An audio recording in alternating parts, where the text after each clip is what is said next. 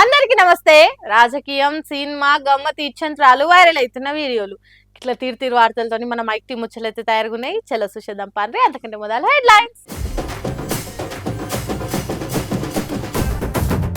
ఇక రానట్టేనట రైతు భరోసా, సర్కార్ ఎటు ఇస్తలేదట భరోసా.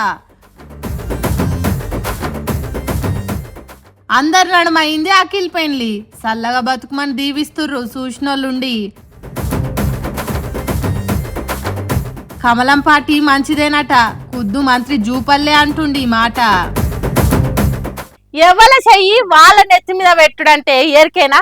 మీకు అది చేస్తాం ఇది చేస్తామని నమ్మ వాళ్ళకి ఆఖరికి ఎవరి బాగోగులు వాళ్ళే చూసుకోవాలి అనుడు అన్నమాట.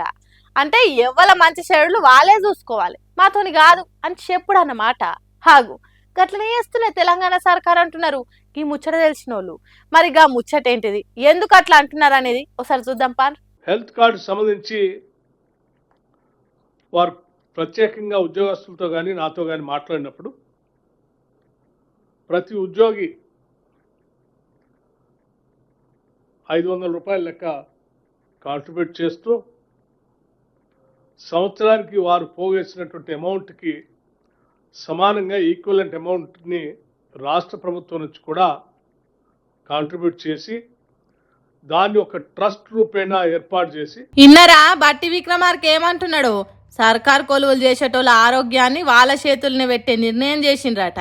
వాళ్ళ జీతాల నుంచే ప్రతి ఒక్కళ్ళ తాన 500 తీసుకొని అట్లా జమ చేసిన పైసలు ఎన్ని అయితాయో అంతే సొమ్మును సర్కార్ దానికి కలుపుతుందట.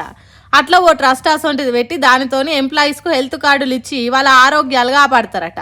అంటే ఏందంటే సర్కార్ కొలువులు చేసేటోళ్ళ సగం పైసలతోని వాళ్ళ బీమారీలు నయం చేస్తారన్నట్టు. వాళ్ళకి ఏదన్నా రోగమో నొప్పో వచ్చినా సర్కార్ బాధ్యత ఎక్కువ ఏమి ఉండదన్నట్టే కదా, ఆ ట్రస్ట్ వాళ్ళే చూసుకోవాలి అన్నట్టే కదా అని సర్కార్ కొలువులు చేస్తున్న వాళ్ళు అడుగుతున్నారు. ప్రతి నెల 500 పెడితే హెల్త్ ఇన్సూరెన్స్లు ఇచ్చే కంపెనీలు బయట బొచ్చెడున్నాయి, దానికి ఓ ట్రస్ట్ పెట్టాలనా అని కూడా అంటున్నారు కొందరు. ఇంతకు ముందు కేసీఆర్ సర్కార్ ఉద్యోగుల నుంచి ఒక్క రూపాయి కూడా తీసుకోకుండానే ట్రస్ట్ పెడతా అని అన్నాడు. కార్పొరేట్ స్థాయి పెద్ద దవాఖాన్లల్లా పానాలు బాగు చేయిస్తామని చెప్పిండు. కానీ ఇప్పుడు కాంగ్రెస్ సర్కార్ 500 వసూలు చేసుడేంది అని అంటుర్రు. ఏడాదికి 6,000 పెడితే ఏకదం ఇన్సూరెన్స్లు వస్తాయి, సకల రోగాలు బాగు చేసే సౌలతులు కల్పిస్తాయి. అసొంటి దానికి ట్రస్ట్ పెట్టుడైంది, దాని నుంచి హెల్త్ కార్డులు ఇచ్చుడైంది అని అంటుర్రు సర్కార్ కొలువులు చేస్తున్నోళ్ళు. మరి ఇది ఎట్లయితుందో ఏమో చూడాలే. నైరుతి ఋతుపవనాలు కేరళ రాష్ట్రాన్ని దాకినాయి. మనకి ఇంకొన్ని రోజులల్లా జోరు వాన షురువు కాబోతున్నాయి. అక్కడక్కడ వానకాలం షురు అయింది. కొన్ని దిక్కులల్లా రైతన్నలు వరి నార్లు పోసుకున్నారు. అరకలు గట్టే ఆరాటం, వ్యవసాయం పోరాటం మొదలైంది. మరి ఇంత జరుగుతుంటే పెట్టుబడి సాయం కింద సర్కార్ ఇచ్చే రైతు భరోసా ఎప్పుడు వస్తుంది? ఎప్పుడు రైతుల సెల్లులు ఠింగు మంటాయో ఎరికేనా? ఏమో ఎప్పుడు వస్తుందో తెలుస్తలేదంటరా. అయితే ఈ వార్త మీకోసమే. ఈసారి కూడా ఒంటె పెదవుకు నక్కాశ పడ్డట్టే అవుతున్నది రైతు భరోసా పెట్టుబడి సాయం ముచ్చట అని అంటుర్రు. వానకాలం వ్యవసాయం పనులు మొదలవుతున్నా ఇంకా రైతు భరోసా ఎప్పుడు ఇస్తుంది? ఇత్తనాలు ఎరువులు ఎప్పుడు కొనుక్కోవాలి? అదును పోతే మళ్ళా రాదు, ఆపదల అక్కరకు రాని సాయం దేనికి అన్నట్టు మాట్లాడుతున్నారు. తెలంగాణ కేబినెట్ మీటింగ్లో రైతు భరోసా మీద నిర్ణయం తీసుకుంటారు. యాసంగిలో ఎట్లాగో ఇచ్చి ఇయ్యనట్టు చేసిండ్రు. ఈ వానకాలం పంటలకైనా సాయం చేస్తారో అనుకున్నారట రైతులు. కానీ వాళ్ళు పెట్టుకున్న ఆశలు ఉత్తగా అయ్యేటట్టే ఉన్నాయని అంటుర్రు. వానకాలం సాయం ఇవ్వాల్సిన భరోసా ఇంకా బాకే ఉన్నది, దాన్ని ఇప్పటికీ పూర్తి చేయలేదంటుర్రు. ఇక కొందరైతే లెక్కలతో సహా చెప్తుర్రు 9,200 కోట్లు యాసంగిలో చేయాల్సిన సాయం కానీ ఇచ్చింది మాత్రం 5,000 కోట్లే అంటుర్రు. కాబట్టి పాతయే పూర్తి ఇయ్యలేదు, ఇప్పుడు వానకాలం పంటలు వేసుకునే టైంకు ఇస్తారన్న గ్యారంటీ కూడా లేకుండా అయిందంటుర్రు. సర్కారు ఇస్తామన్నా మాకు నమ్మకం లేదు దొరా అన్నట్టు చెప్పుకుంటున్నారట. 100% రుణమాఫీ అన్నారు, అది 50% కూడా చేయలేదు. ఇప్పుడు రైతు భరోసా మీద కేబినెట్ మీటింగ్ల నిర్ణయమే తీసుకోలేదు. ఇంత ఘోరం ఉంటుందా? రైతులు ఏమైపోవాలి? పేరుకే రైతు భరోసా, కానీ అన్నదాతలకు సర్కారు ఇచ్చే సాయం మీద భరోసా లేకుండా పోతున్నదా అంటుర్రు. మరి పెట్టుబడి సాయం ఖచ్చితంగా ఎప్పుడు చేస్తారు? ఏ పంటకాలం వరకు అందిస్తారు?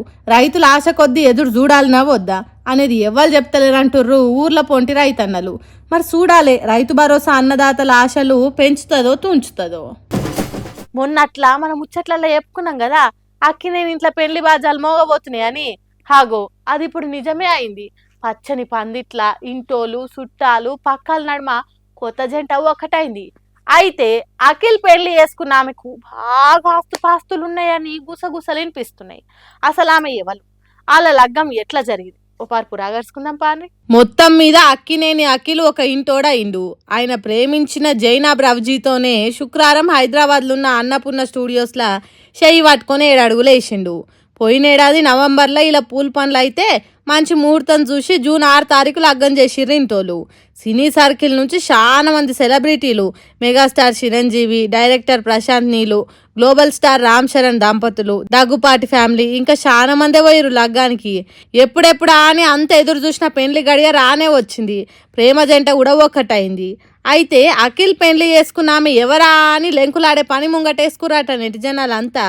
ఇంతకు అఖిల్ భార్య జైనాబ్ ఎవలంటే ఈమె ఒక థియేటర్ ఆర్టిస్టు, అట్లనే సోషల్ మీడియా ఇన్ఫ్లుయెన్సర్ కూడా. మన దేశంలోనే కాకుండా దుబాయ్, లండన్లో కూడా ఆర్టిస్ట్ లెక్క మంచి పేరు తెచ్చుకుందట.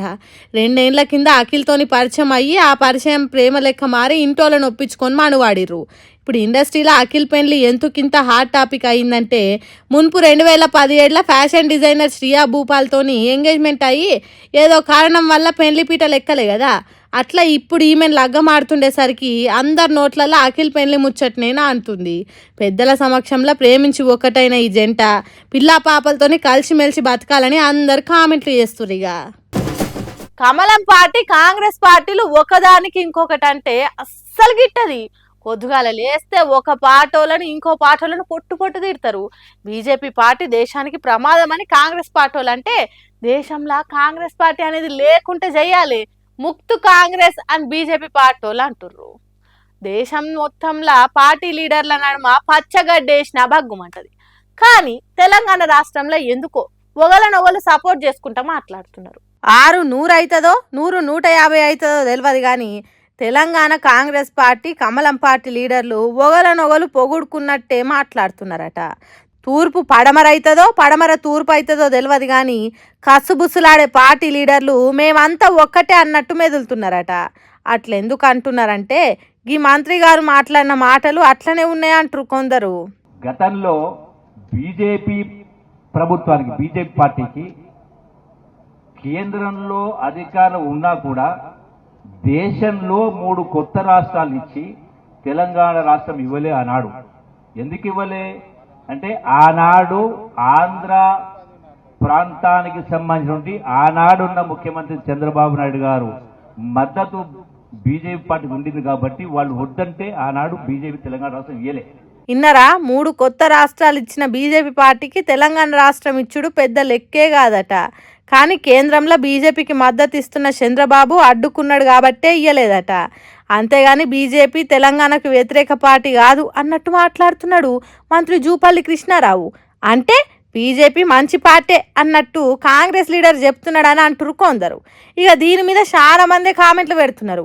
ఇంతకు జూపల్లి కాంగ్రెస్ పార్టీలు ఉన్నాడా కమలం గుర్తు పార్టీలు ఉన్నాడా అన్నట్టు రాస్తున్నారు.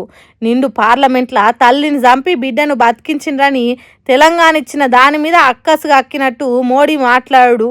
అది మంత్రి గారికి యాదికి లేదు కావచ్చునా. ఆంధ్ర ప్రాంతం నుంచి వెంకయ్య నాయుడు తెలంగాణ ఇయ్యకుండా ఎంత చేసిండో మర్చిపోయింది కావచ్చునా. ఎంత తిప్పలున్నా ఆంధ్ర ప్రాంతంలో కాంగ్రెస్ పార్టీకి అడ్రస్ లేకుండా అవుతుందని తెలిసినా కాంగ్రెస్ పార్టీ తెలంగాణ ఇచ్చిందని చెప్పాల్సిన మంత్రి చంద్రబాబు అడ్డుపుల్ల ఇయ్యకుంటే బీజేపీ పార్టీయే ఇచ్చేది అన్నట్టు కాంగ్రెస్ పార్టీ తెలంగాణ ఇచ్చుడుకు ఇలువలేదన్నట్టు చెప్తే ఎట్లా మంత్రి గారు అని కాంగ్రెస్ పార్టీ వాళ్ళే అంటుర్రట. బీజేపీ లీడర్ మాట్లాడినట్టు మాట్లాడుతున్నాడేందినా అనుకుంటున్నారట. ఇట్లా జూపాల్లో ఒక్కడే కాదు, అంతకుముందు కోమటిరెడ్డి వెంకటరెడ్డి కూడా ఇట్లనే మాట్లాడిండు. కేంద్ర మంత్రి నితిన్ గడ్కరీ తెలంగాణకు వస్తే ఇసోంటి మంత్రిని, ఇంత మంచిగా పనిచేసే మంత్రిని ఎక్కడ చూడలేదని వెంకటరెడ్డి గడ్కరీని పొగిడిండు. వీళ్ళు ఇట్లుంటే బీజేపీ లీడర్లు కొందరు కాంగ్రెస్ పార్టీని ఎన్కేసుకొని వచ్చినట్టు మాట్లాడిండ్రు.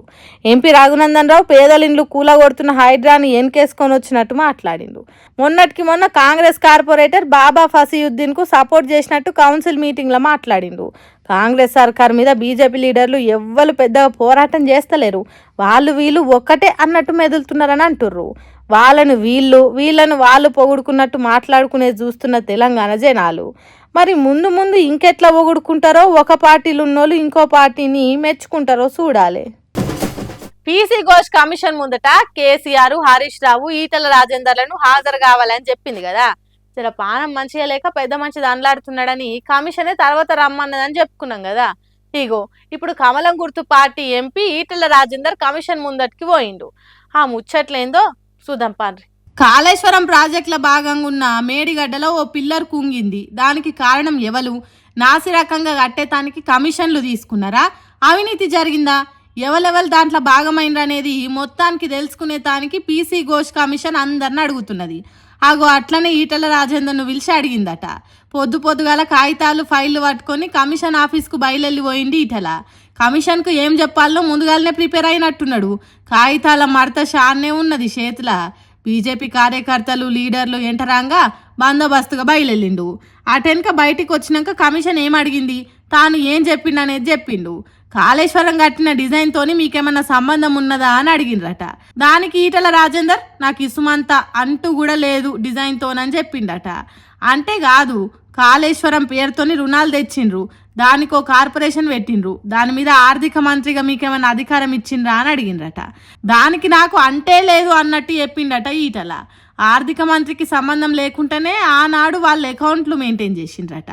ప్రాజెక్ట్ విలువ పెంచిన దాని గురించి, డిజైన్ మార్చిన దాని గురించి, బడ్జెట్ కేటాయించిన దాని గురించి ఎసోంటి సంబంధమే లేదన్నట్టు చెప్పిండట.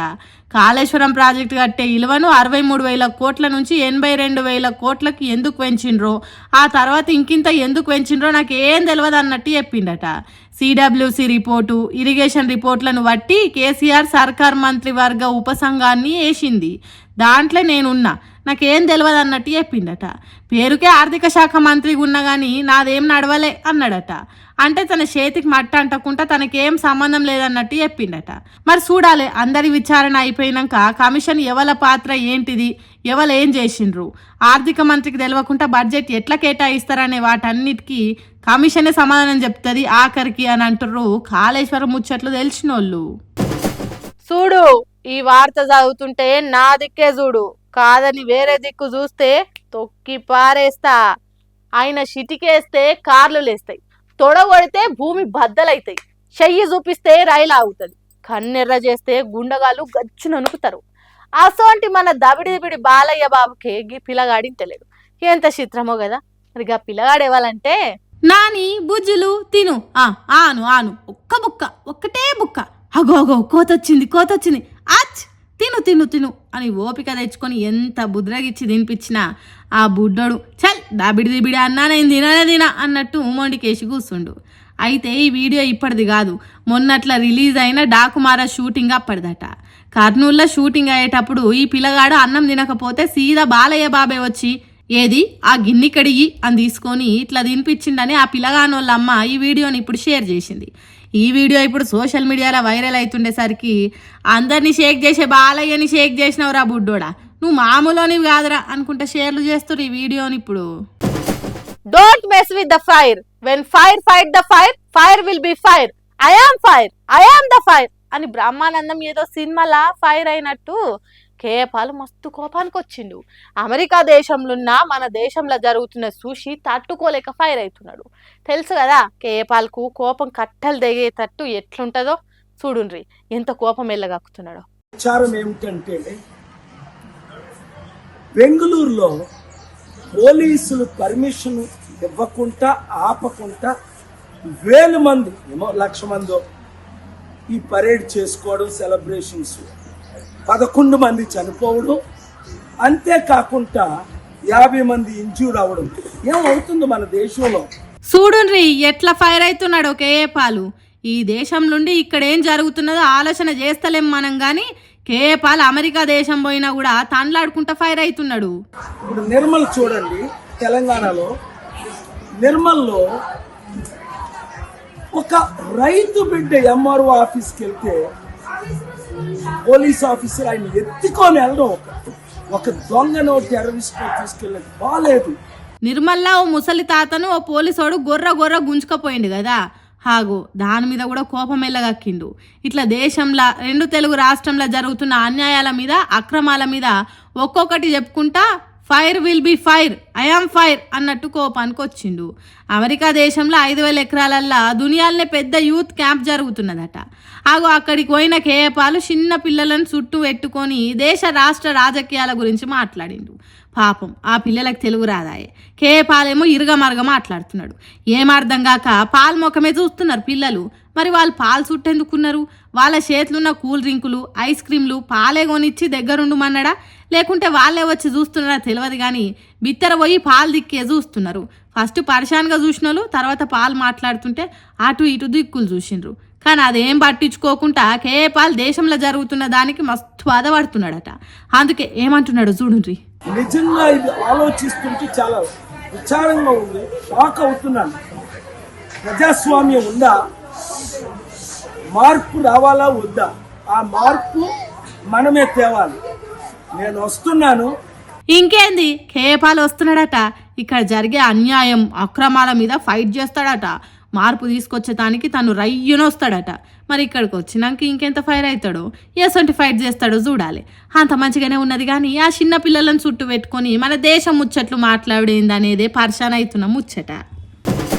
కంప్యూటర్ నేనే కనిపెట్టిన, హైదరాబాద్ ను నేనే డెవలప్ చేసిన, నా వల్లనే సెల్ ఫోన్ దేశంలోకి వచ్చింది. సెల్ ఫోన్ టార్చ్ లైట్ నా వల్లనే వెలిగింది. నేను లేకుంటే అది లేదు. అమెరికా దేశం పోయి టెక్నాలజీ పగ్గాలు కట్టి గుంజుకొచ్చింది నేనే. నేను లేకుంటే దేశం ఇట్లుండేదే కాదు అని చెప్పుకునే చంద్రబాబు ఇప్పుడు ఇంకో కొత్త ముచ్చట చెప్పిండు. అదేదో ఇందప్ప అండి. ఆ రోజు పద్మశ్రీ వనజీవి రామయ్య నా దగ్గరికి ఎప్పుడూ వచ్చేవాడు. ఎప్పుడు వచ్చినా ఒక చెట్టు తీసుకొచ్చేవాడు. ఊరూరు తిరిగేవాడు. అందరికీ విత్తనాలు పంచేవాడు. సంవత్సరం వచ్చి నాకు రిపోర్ట్ చేసేవాడు. నేను ఈ కార్యక్రమాలు చేస్తా ఉంటే ఆయన ఎప్పటికప్పుడు ప్రోత్సాహపడి ఉత్సాహవంతుడై రోజుకు ఒక మొక్క నాటేవాడు. ఎట్లున్నాయో చూడుండ్రి చంద్రబాబు గప్పాలు. వనజీవి రామయ్య చంద్రబాబు చేస్తున్న పనులు చూసి చెట్లు నాటాలనే ఉత్సాహం పొందిండట. అప్పటిదాకా రామయ్యకు ప్రోత్సాహం అనేదే లేదట. ఇక చెప్పుండ్రి, జనాలు చంద్రబాబు చెప్పకుండానే చేసిన పనులు ఇక ఏమన్నున్నాయా? అన్ని చంద్రబాబే చెప్పిండట. కంప్యూటర్ ఆయననే కాని పెట్టే, సెల్ ఫోను ఆయన చేయబట్టే వచ్చే. హైదరాబాద్ అతని పుణ్యమే, టెక్నాలజీకి కారణం అతగాడేనాయే. ఇట్లా చెప్పుకుంటా పోతే అన్నీ అతనే నాయే. అవే కాదు, వనజీవి రామయ్య చెట్లు నాటింది కూడా చంద్రబాబు ప్రోత్సాహంతోనే అనబట్టి. ఇంకేం మిగిలింది దునియాలో చెప్పుండ్రి. చంద్రబాబు ఉత్సాహం లేకుంటే చెట్లే నాటకపోవు వనజీవి రామయ్య అన్నట్టు చెప్పిండు. ఓ తీరుగా చెప్పాలనంటే చేపకి ఈత నేర్పింది నేనే, పాముకు పాకుడు నేర్పింది నేనే, నేను లేకుంటే అసలు పొద్దేవాడు వరి అన్నట్టు చెప్తే ఎట్లా? వనజీవి రామయ్య 50 ఏండ్ల కింద నుంచి చెట్లు నాట్లు మొదలుపెట్టిండు. అంటే చంద్రబాబు చదువుకునే రోజులల్లా రాజకీయాలు తెలియని కాలంలో మొదలుపెట్టిండు. అప్పటి నుంచి గింజలు ఏరుకుంటా, మొక్కలు నాటుకుంటా, చెట్లు పెంచుకుంటా పచ్చదనం పెంచిండు. వనజీవి రామయ్య చచ్చిపోయి బతికిపోయిండు కానీ నీ మాటలు వింటే ఎంత బాధపడేటోడు. గొప్పలు చెప్పుకునే దానికి కొద్దిగా అద్దుపద్దు ఉంటుంది చంద్రబాబు. మరీ గింత ఘోరంగా గప్పాలు కొట్టొద్దు అని అంటున్నారు చంద్రాలు చెప్పే ఏతులు మాటలు విన్న జనాలు. సుశీరానులా నేను పట్టుకొచ్చిన ముచ్చట్లు ఎట్లున్నాయో ఇంకిన్ని ముచ్చట్లతోటి మళ్ళీ కలుద్దాం. అప్పటిదాకా చూస్తాను మైక్ టీవ్ ముచ్చట్లు.